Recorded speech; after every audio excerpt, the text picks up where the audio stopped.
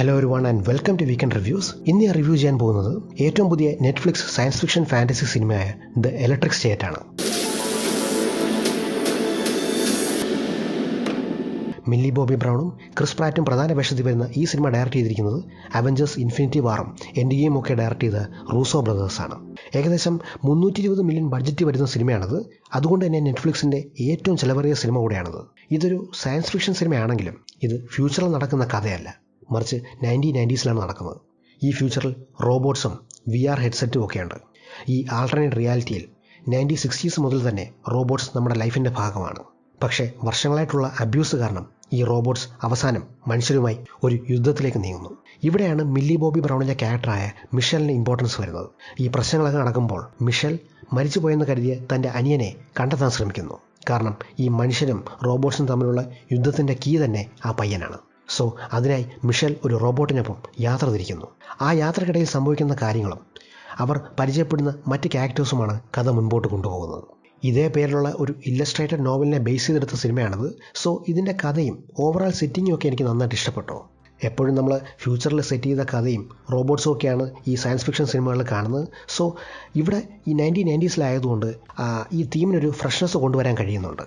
പക്ഷേ നല്ലൊരു തീമിനെ നല്ല രീതിയിൽ സ്ക്രീനിൽ കൊണ്ടുവരാൻ കഴിഞ്ഞോ എന്ന് സംശയമാണ്. കാരണം ഇവിടെയാണ് റൂസോ ബ്രദേഴ്സിൻ്റെ ഡയറക്ഷൻ്റെ പോരായ്മ നമുക്ക് നന്നായിട്ട് അറിയാൻ കഴിയുന്നത്.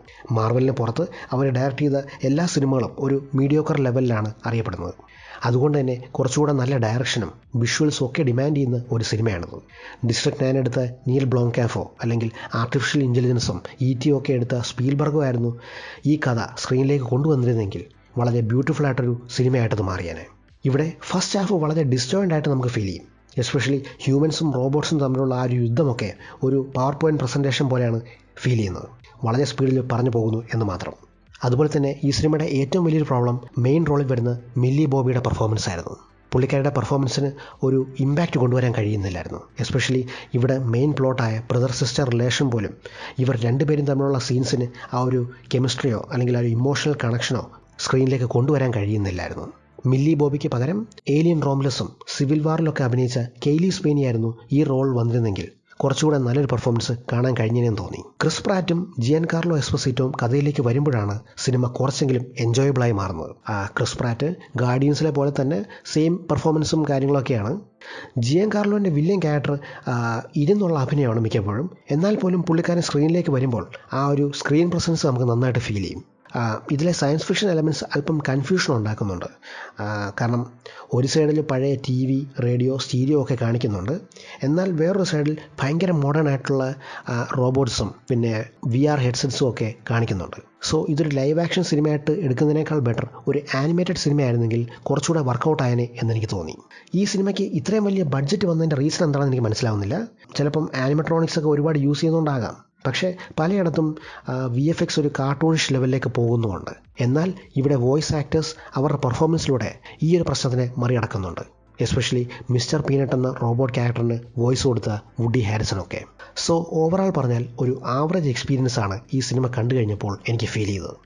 ആവറേജ് ഡയറക്ഷനും മില്ലി ബോബിയുടെ പെർഫോമൻസും ഈ സിനിമ കണ്ടുകൊണ്ടിരിക്കുമ്പോൾ നമ്മളെ ബോറടിപ്പിക്കുന്നുണ്ട്. എന്നാൽ ബാക്കി വോയിസ് ആക്ടേഴ്സും സപ്പോർട്ടിംഗ് ആക്ടേഴ്സും ഇതിനെ അല്പമെങ്കിലും വാച്ചബിൾ ആക്കുന്നുമുണ്ട്.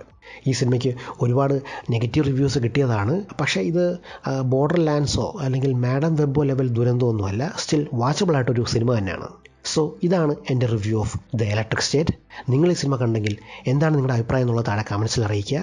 അതുപോലെ തന്നെ എൻ്റെ ചാനൽ നിങ്ങൾ ആദ്യമായിട്ടാണ് വരുന്നതെങ്കിൽ ദയവായി like and subscribe to weekend reviews. അടുത്ത തവണ പുതിയൊരു വീഡിയോ ആയിട്ട് വരാം. Thanks for watching.